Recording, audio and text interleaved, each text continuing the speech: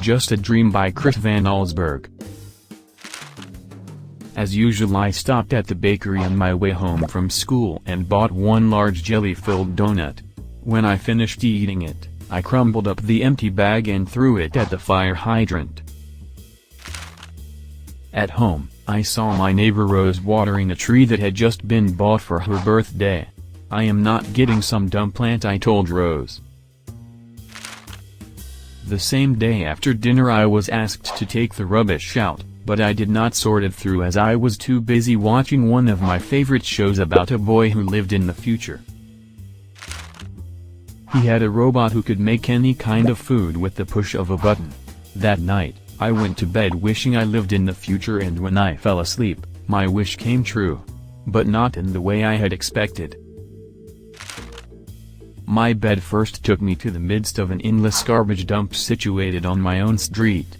Next I found myself on top of a tree in a forest that is about to be cut down.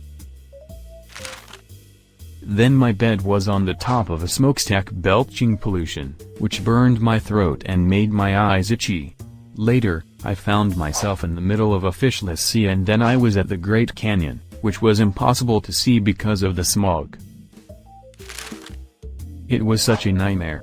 I kept telling myself that it was just a dream.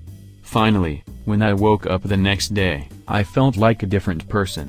I did not like what I had seen in my dream, so I decided to change the future.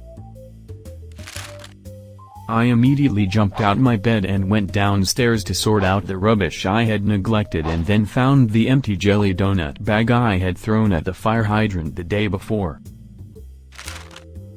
A few days later, on my birthday, I planted a tree next to the one that Rose had planted for her birthday. That night, before I went to bed, I looked out of my window to see the trees in the garden. When I fell asleep, my bed took me away again to the future.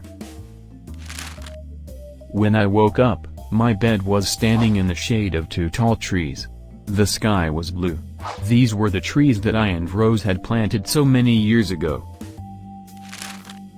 "I like it here," I told to myself.